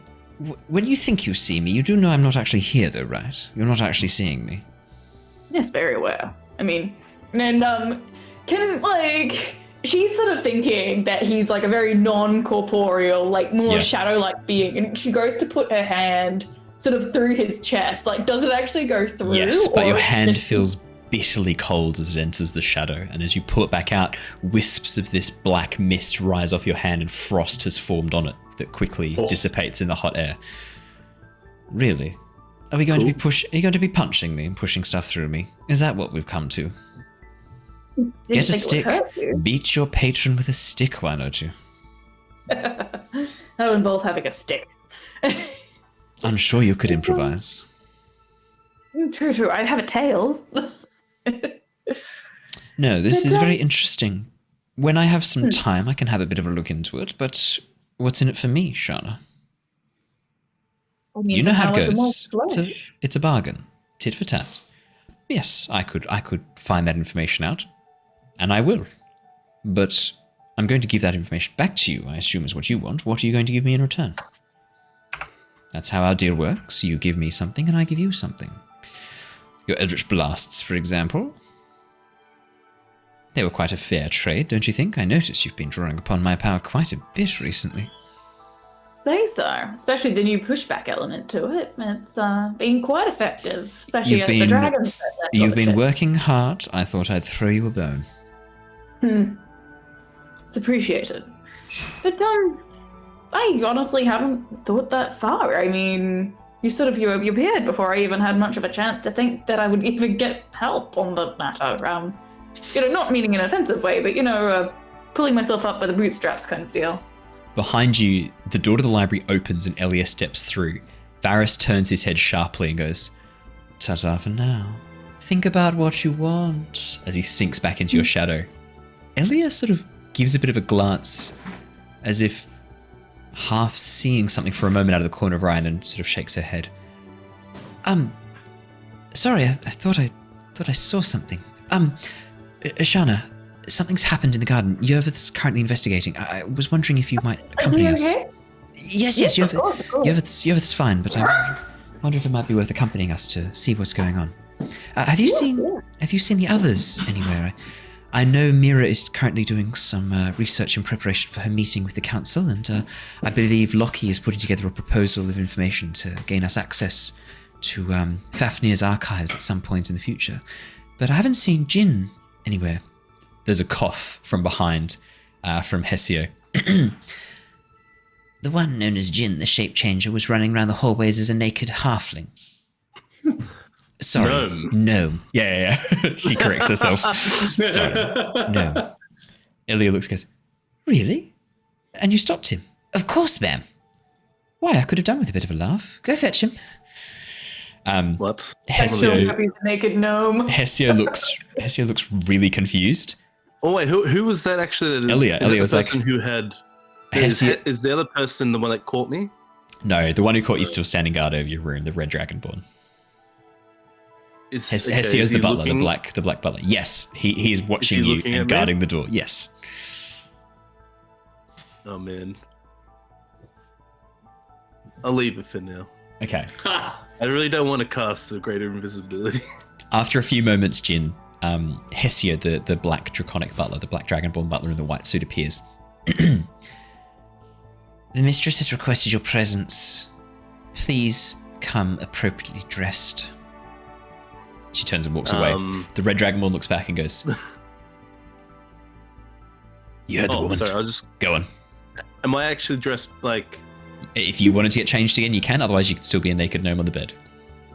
I did try attempt to put on you clothes. did. You rolled up the sleeves, tucked in your shirt. Yes, you are dressed at the moment. While he was watching me, actually, I would probably get my disguise kit out and make... And all my other costumes that I've had over time. And I would probably just be sitting there making a gnome costume. You're like cutting the sleeves off, sewing it a bit smaller. Yeah, absolutely, yeah. So you're partway through this when she comes and announces that. Perfect. I finish up with my outfit, and I'm just going to stay as a gnome, because you know what? Why not? Could you, to create an outfit in the 20-30 minutes you've had, is going to be very impressive. Can you please roll me... I'm going to do... Yep. A bardic inspiration on myself before I even do a roll. Okay. And then could you please roll me a sleight of hand check, I think would be appropriate. Okay. 81 bardic inspiration quotes. How does he inspire himself? You got this! I say to myself, you know your worth. It's time to show it. That's actually really thematic. Yep. All right. Sleight of hand. 25. Jin, that's 6. That's a 31. 31. Jin, you make quick work. You cut off the pants, cut through the seams, begin sewing it even tighter, like tucking it in, sewing it. You're powering through. By the time Hesio comes to the door, you've finished the pants. You've just gotten started on the shirt, but you're mostly like partway through. Nice. Yeah, you're powering through. It's great. It's really well done. Yeah, as a 31, I'm going to make it more extravagant as well. Yeah, so like puffy pantaloons. I'm going to look like a noble gnome. A gnomble. A gnomble. A gnomble is what they're called. Claire's not here, so I'll roll a d4 for her for when she comes back, hey? Nice. That seems fair. Do it. Claire's going to take 2 points of damage from my pun. We'll let her know when she gets back. You pack up your supplies, tuck your sleeves back up again, pull them up, and then begin like waddling down the room as a gnome. Nice. Shana and Jin, you meet at the bottom of the stairs. Shana, Jin is currently in the form of a gnome. It looks a bit similar to Illyrian in some ways, but yeah, it is a gnome. I actually do I do a bit of a gesture to it, like sort of like a greeting, and I go, "I am Dinglebert. Nice to meet you." Elliot, you're wearing clothes. Elliot chuckles a bit under her breath and goes, Jin, I see you've discovered a new character. Who is Jin? It's me, Dinglebert. I'm just like sitting there. Yeah, with this a grin on isn't my as fun face. as I thought it would be, actually. Oh well. As I go to shake her hand now, I cast Prestidigitation, do some sparks, and then I come through the sparks. I'm a gnome, and they envelop me pretty much. So and she- then I so offer she's- her my hand. she's currently like I'll take her 8.5, 9 feet tall. As she bends down to like humor you and shake your hand, you like throw sparks in her face and then step through them as a gnome onto her hand. She like lifts you Nice. up Perfect. and looks at you and goes, and yeets you out. No, she doesn't. She places you down carefully. And then She I'm places you going to down jump carefully. off and do a backflip. Acrobatics check, please. Please get a natural 1. You deserve a natural 1. Please get a natural 1. You deserve a natural 1. I Natural critted. 20. Oh my god. Your tiny That's gnome such a form. waste. Your tiny gnome form with your What? lower center of gravity. You spin. You do 6 full rotations before my landing God. on a handstand as you like, and then land on a handstand. Elia sort of turns and looks at you. I'll tell you, Carlos. Elia turns and looks and goes, okay, that was impressive. I'll pay that. That was impressive. I do a little as I hit the ground too. I That was pretty go well into done. a graceful. I go into a graceful bow. Yes. Nice. And I Hessia blow her a coughs. kiss. She gives you a bit of like a don't push your luck. Hessia behind sort of gives a cough. She goes, Oh, yes. Sorry, we're actually dealing with something quite serious. Come with me, all of you. We'll meet up with Yervith. Yervith, back to you. I was just gonna say, like, I wouldn't have gone too far away from the door. I'd just be investigating a little bit inside the room, if it is a room, not a corridor, and just sort of looking for any other clues or anything like that. Yeah. As you open the storm shelter doors and look down, you can see a dark cellar below you. Eleanor pushes against your legs, sniffing ahead, the scent trail clearly leading down this dark corridor below. You can see that it heads deep below the manor house. The stairs leading down lead probably sort of 10, 15 meters on an angle straight down before hitting a corridor. But you can also see, as your eyes adapt to the darkness, you can see light flickering far ahead in a corridor. Sort of telltale shit. flicker of candlelight. I am going to just quickly make a note, like Yes. just like on the door, put it on, and I'm just gonna. It'll basically read. I think probably in Draconic. Just have gone ahead to. Am scouting ahead. Come find me.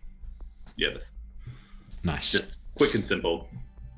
And with that, I just immediately, as soon as I see the candlelight, I immediately go very cautious and start to stealth my way down the staircase very carefully. Yeah, give me a stealth check. Whoa. Okay. 32. That's very pedestrian. It's all right. It's an all right stealth check. It's fine. It's fine. Okay. What did you roll to get that? Did you roll a 19? Yeah, I 19. would have rolled a 19. You rolled yeah. really well. Yeah. 32. Yervith, as you wrap your cloak around you and begin moving down, the cloak changes color rapidly, adapting to the dark stone, this sort of burnished ochre, burnished grey ochre. I would also like to add that I'm wearing less just because of the Yes, heat. you are. So you're that much would more also silent. Yeah. Yeah. You begin creeping down the corridor, footfalls muffled and silenced. Eleanor padding along behind you, equally silent, using your shadow to kind of stay hidden in this red form, fading into sort of this dark grey black behind you as your shadow keeps her hidden. As you move down the stairs and then into the corridor, you can see there is a small candle, almost burnt out completely, sitting in a candle holder. Clearly meant to be there, a candle holder meant to be there, but the candle itself sputtering and dying as it slowly goes out, this very small stub of a candle The corridor stretches down in front of you, and you can see a section of wall has been broken in, rubble lining the floor, as a hole has been carved through a section. Other rooms lead off from here. You can see that there are barrels and crates and various boxes containing probably goods and things that have been sealed and kept in storage over towards the side. It looks like a storage cellar, but this open hole that's been gouged out of the wall. Does it look like the wall has been gouged in? Like in... Collapsed into the room, yeah. Into the room, okay, cool. Yeah. So something from the outside has pushed it in, okay. Yeah, and you are now currently 10 meters deep. So it has been dug through. It is a tunnel that has dug through into this section. And it's just beyond the area of candlelight. You can see the flickering candle that's slowly dying, casting moving shadows, making it very hard to sort of see where this tunnel might lead. Am I able to gauge how long that candle's been lit? By any chance? Do you want to make me an intelligence check? Or, actually, I'd say intelligence or survival check. It's definitely going to be survival check, yeah. Thought you might. But yeah, because I would argue that that's using your knowledge of 16. Yeah, looking at the stub that's left, obviously it's impossible to know how big the candle was originally. However, you know that a certain amount of wax is probably burnt away, and the wax that's left will give you a bit more information about how much there was originally and how much of the candle there was originally. As you creep up towards the little candle holder that's built into the wall, this sort of bronze section of metal built into the wall, you can see that the candle holder itself is full of wax. Wax has melted down and filled up this section of the candle holder, and the wick is slowly going out. You reckon this has only been lit for the last 15, 16 hours at most, given the amount of wax that's left over.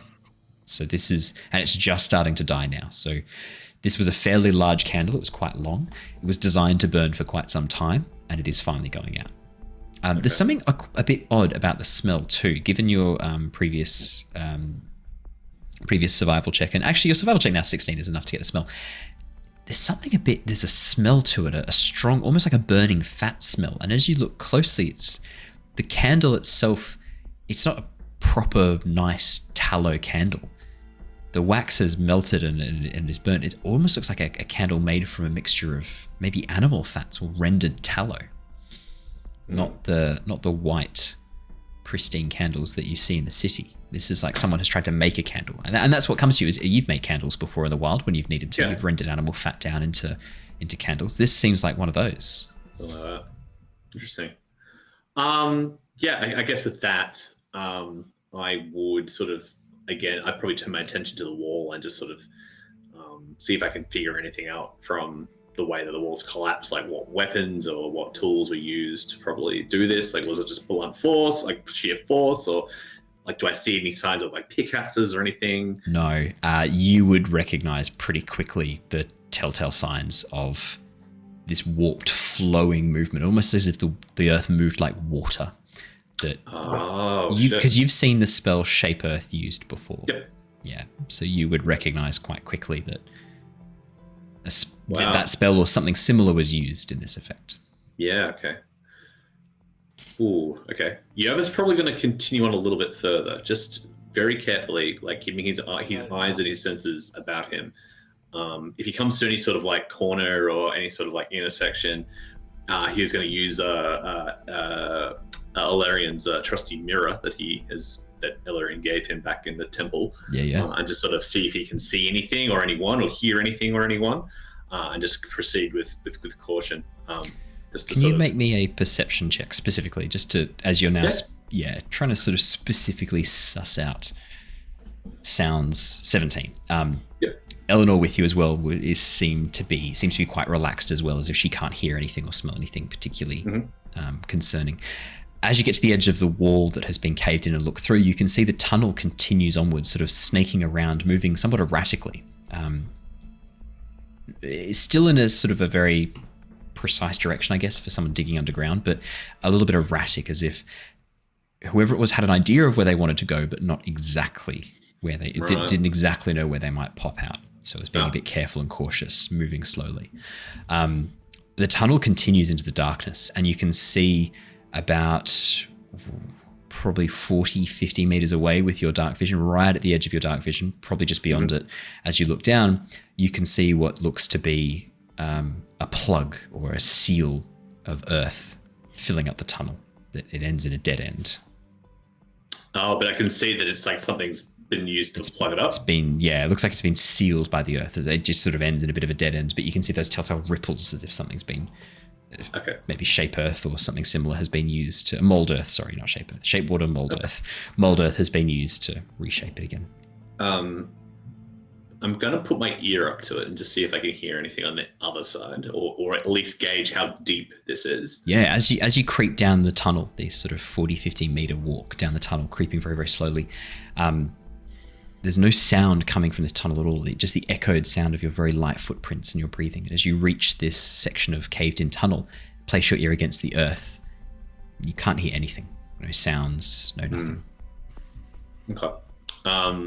With that, I'm tempted to... I might go back, just seeing as though I probably can't continue on any further. I would be looking just at the bottom of like just on the ground, just to see if I can see like any other footfalls or any other footprints, just to maybe gauge like how many people or individuals were here. With your survival check, you're 16. Yep. And your perception of 17. Yeah, I mean, there's occasional sections that look like footprints. Nothing really to help you determine how many people or how many creatures. So even if it's more than one. You do get the sense it's more than one. Okay. Definitely. Cool. But how many? Hard to say. Yeah, you get the sense even more than 2 or 3. Okay. Because you know mold earth is it's something like, I think, 5 foot at a time. Yep. This was clearly a little bit quicker than that. So it must have been a couple of people working together, but yeah, hard to say how many. That's okay. Yeah, Yervith is kind of like thinking to himself, like, wow, this is quite organized. Whoever wanted to break in, this is a real organized attempt. This wasn't just anyone breaking in. This was well thought out. Yeah, I'd probably continue back up the cave and probably come into like up the stairs and just sort of wait for everyone else to come. Sort of sensing that that's probably like they've probably gone through that way, and realizing that he might need a bit of help to maybe help dig out that section. Absolutely. I think maybe Shana or Jin might have something up their repertoire that might be able to assist. As you arrive back and come up the stairs, the rest of them are just arriving. Shana, Jin, Elia, and Hesea. As you arrive up the stairs, you literally like walk up, and then as Shana's like reaching for your note to read it, you like poke your head up through the storm shelter. Good morning. Boo. Boo. You would actually. So we're there now with Yervith. Yes. Yeah. So Yervith, you see Shana and a little gnome. I look at the gnome and I kind of take a bit of a double take, and I like my eyes squint a bit and I go, "Is that who I think it is?" You go by Dingleberry now. You're looking quite. Oh, it's Dinglebert. Oh, Dingleberry. I'll my noble steed. And I try to ride the dragon. As you go to climb onto Eleanor, she flicks you off with her tail, tumbling you across the ground. You take a No, D4. but I can. You what? Sorry. I can actually. I'm small. She's medium. I can ride her. Just because you can doesn't mean she's going to let you. You take 2 points of damage as she smashes you off her back and flicks you across the ground. That was rude. Sorry. You need to ask It wasn't rude in the slightest. Yervith's and Eleanor's permission. There's consent that needs to be gained here before you. I just shake my head and go, it's a bit early in the morning for these shenanigans, don't you think, Elarian? I turn around. Yes, it's me, Dinglebert. May I ride Eleanor? I don't think so. Besides, you should ask Eleanor that, not Yervith. Yes. I turn to look at Eleanor. Yeah. I put my hand out like you go to put a hand out to a cat, and I let it sniff me. And I ask she her the same thing I snorts asked. emberous smoke into your face and turns her back on you. That's rude. Look, you Why is just everyone so rude? Tinglebird, was it? It's because you're small, mate. Everyone's heightest. I'm really leaning into the You've just got to give her some time. She doesn't quite. Yes. She may not know who you are yet. Just give her some time. I'm just a gnome that's just rocked up. Yeah. Because you would smell different too as you change your shape. The clothes would smell the same, but you would smell a bit different. Now, on to more pressing matters. Actually, would you smell significantly different? I don't know. I'll think about that. I'll get back to you. As Yervith is talking to us, I'm trying to offer Eleanor some pastries. The stale pastries. She takes one and tries to chew it, and then will like semi-regurgite back up onto the ground, being unable to chew it. Yeah, I will presentation. I can chill, warm, or flavor. I can only flavor. You can't ripen or restore. Prestidigitation is just like a fucking microwave spell. That's basically what it is at this point. Prestidigitation is like it's whatever you need it to be in the moment. Yeah, pretty much. I'm getting as he's talking, I'm gonna use my I'm gonna try and like put moisture into it. Okay. Through my water skin. Yeah. Okay, continue, sir. Strangely enough, Eleanor does not want to eat the soggy, stale pastry. Surprisingly. Surprisingly, who'd have thought? Being an obligate carnivore as well, you get the sense that potentially. I even looked at my rations. I offer her some beef jerky now. She'll eat the beef jerky. She'll take the beef jerky and eat it and accept that as apology. I'm gonna throw one of the pastries away. Okay. Yes, we seem to have a bit of a situation. We've had a bit of a break-in. They seem to have caved the wall in the cellar there and molded earth, I believe it is. They've carved their way I can undo that. Oh, that was what I was hoping actually. They seem to have plugged up the end of the cave there. But yes, not an issue at all. Seems to be like a bit of an organized break-in. At least 3 or 4 members. I don't know what they were after. Some rare plants in the greenhouse. Yes, they've taken some very rare plants used as very powerful antitoxins and antidotes for poisons, unique to our homeworld. These were the only ones in the city that were growing there. With these gone, there are no others. I just wonder why they would have been taken, and who would have taken them. That's what I was going to ask you. They wouldn't be particularly effective against poisonous dragons, would they? Or dragonkind? I mean, there are other ways to combat that poison. No, specifically, one of the plants in particular is a very powerful antitoxin for various ingested poisons and contact poisons. Its colloquial name is cure-all, to be honest. Literally a plant here. That seems interesting. I did notice that the footprints back in at the greenhouse were humanoid. They were made with a boot. Made with boots? So I don't believe it was. Well, I don't believe it was a dragonborn. I don't know many dragonborn to wear boots or shoes of any kind. No, that's just strange. Have you had any humanoids travel to the estate recently? In the last couple of months? It's very rare for elves or humans or dwarves or any other humanoid races to be allowed into the upper city, especially overnight. And this has to have been done during the evening. I mean, only dragons and dragonborn are permitted to stay in the city overnight, except for very extremely rare circumstances or people breaking the rules like I am with you. In answer to your question, Yervith, no. Not that I can think of off the top of my head. Unless perhaps there are some dragonborns working with them to maybe give them the information. I'm just trying to figure out how they would have known it was here, that's all. Oh, it's not uncommon knowledge that these plants are kept here. There's an active effort amongst many of the families to try and propagate them. We have had a number of dragonborn representing certain powerful draconic families come through and try and take some clippings and cuttings for propagation. That lines up with what Gelly told me this morning. So yes, Gelly's one of our fabulous gardeners here from 6th generation gardener of this property.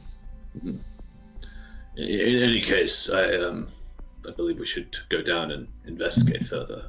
Shana, I will be needing your abilities. Easy done, easy done. Would you be able to light a couple of torches to guide our way? Oh, of course. I certainly can. There's a candle. I can assist with that too. Elia places her hand upon Yervith's cloak and casts a spell. Yervith, your cloak begins glowing with this ethereal light. Cool. As she casts light on your cloak, as your cloak is exposed to light, it tries to replicate that color, and because it's trying to chameleon-esque take on that cloak as it tries to adapt to the environment. Yep. As it is emanating light, it tries to adapt to that light, and you watch as Yervith's cloak sort of sends this sort of dappling array of golden light flickering across its surface as it tries to adapt to this color. Pretty cool. She goes, "Oh, I'm sorry, I didn't know that would happen. Sorry, do you have something you would like me to cast light on? I just assumed the cloak would be good, but is there something you have that I could?"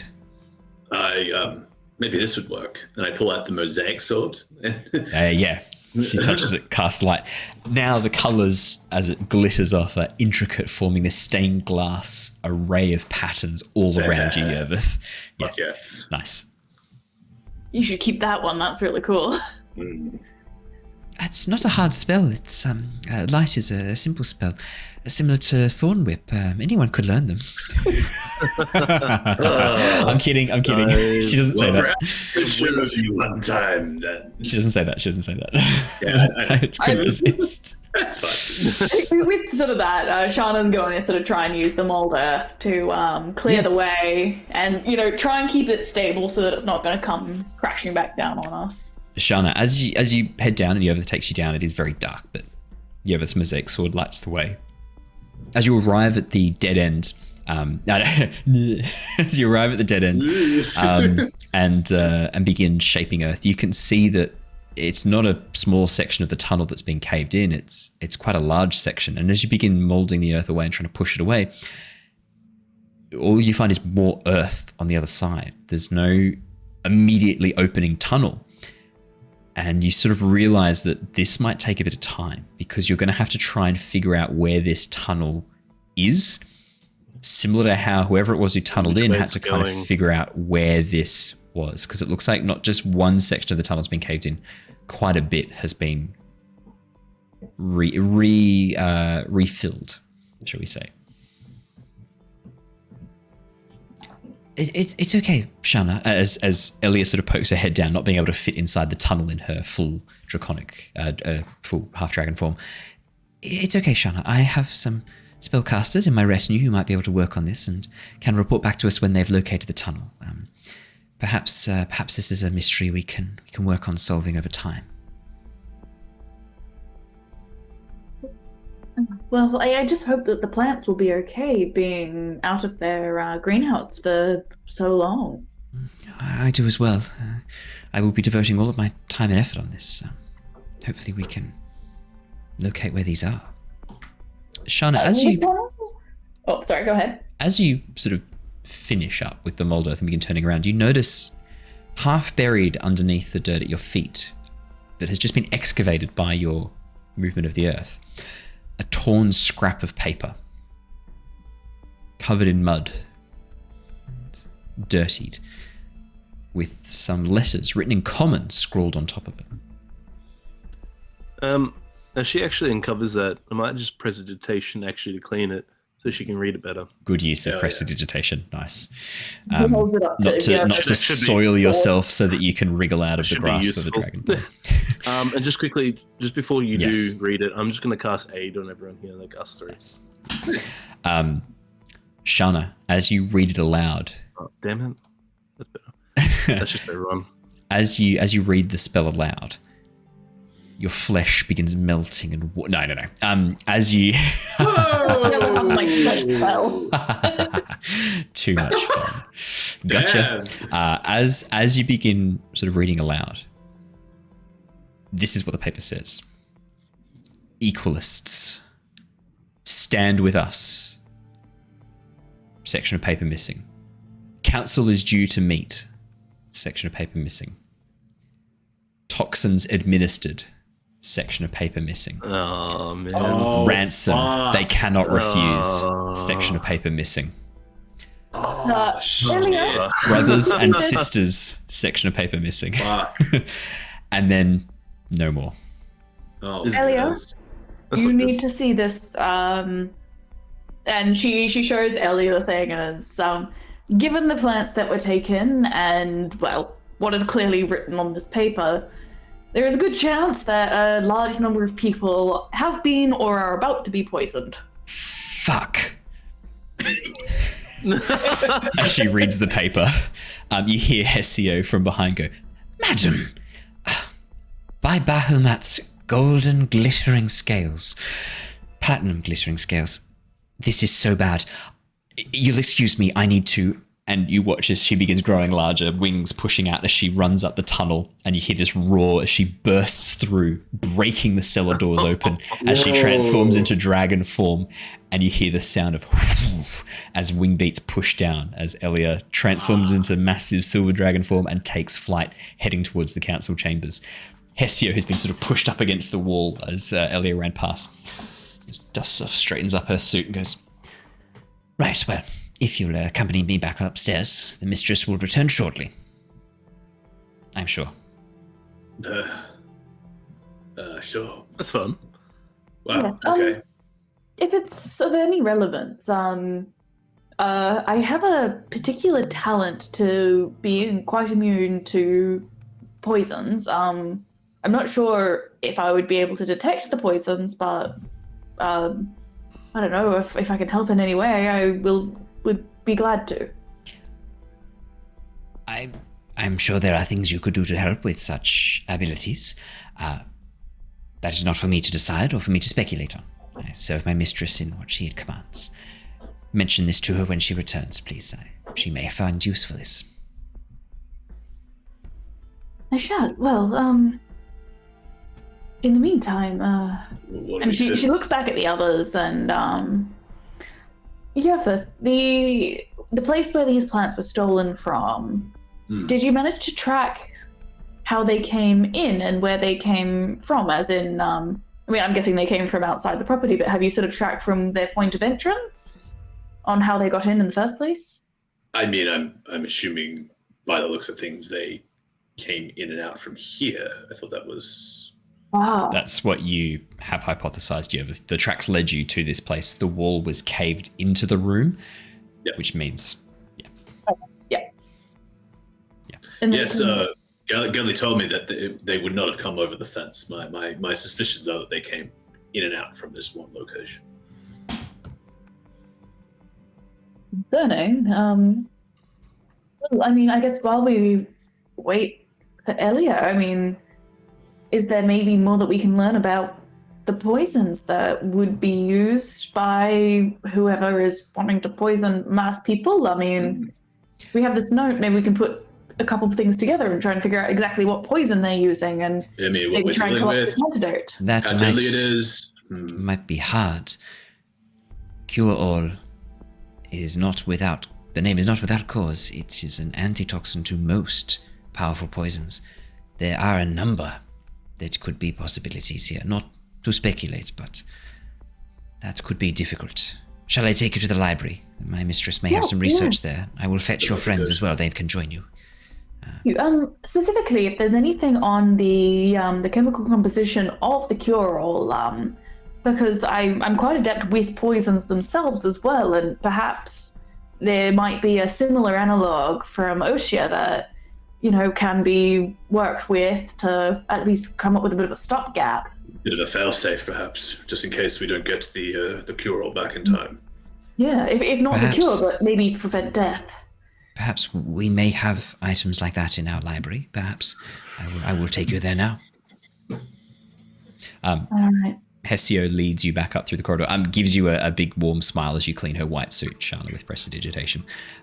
Leads you all, the three of you, back up towards the manor house and into the library, gestures for you to take a seat, and then a few moments later returns with Mira and Lockie. And that is where we're going to wrap up for tonight, just before you tell Mira and Lockie what has happened, because this way you can literally... I'm not going to do a full recap. I'm actually going to get you guys to recap what your experience To was them. to That's them. cool.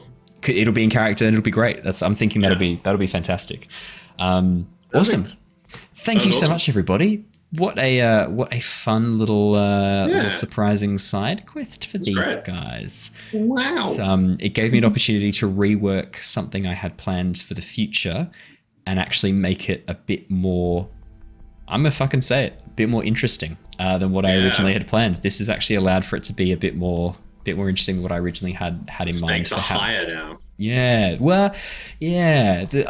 I'd planned on something a little bit like this, but this has worked out really, really well. I'm gonna come and admit straight away this was improvised, all based on Yervith wanting to investigate the gardens, and from there, I saw the opportunity to adapt it because you were asking about the specific plants, and I was like,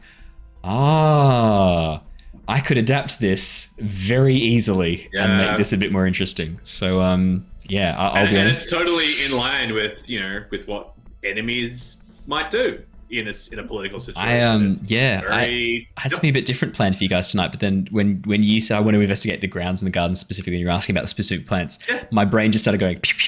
I was like, okay, which is absolutely what Yervith would do. He loves nature, absolutely, being in the trees, and so that's like he'd be taking that in. So that's absolutely. Yeah. And I guess in a way that's like the third lesson from our story that we told at the very beginning, which is as a DM, the best thing you can do, go with what the players say. No matter what you've thought of before, it's always going to be better if you adapt it to what the players are doing anyway. Always. Let's lean into it. Because they had no fucking idea that I was improvising on the seat of my pants. You do fantastic. The trick is you just come in with confidence, unearned, undeserved. But if you've got it, you're fine. It's all together nicely. Exactly. No, thank you so much for joining us, everybody. We have really appreciated having you here. Thank you to Evilua for coming in, bringing a little raid. Very much obliged. Thank you very much. We will be back tomorrow night for some Avatar Legends, and we will have Lockie and Mira back, Claire and Michael back for the next session of D&D. Looking forward to hearing how you guys describe what went down in this session. I think it's going to be very fun indeed. And stay tuned for the, if you watch on YouTube or if you're keen to check it out, stay tuned for the mead making recipe and video that's going to be coming up in the next couple of days. I'll post that soon.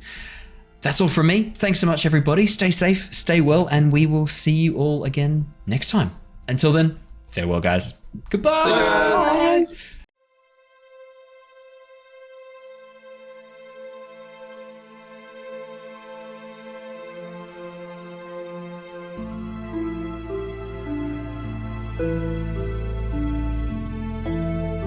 Bye.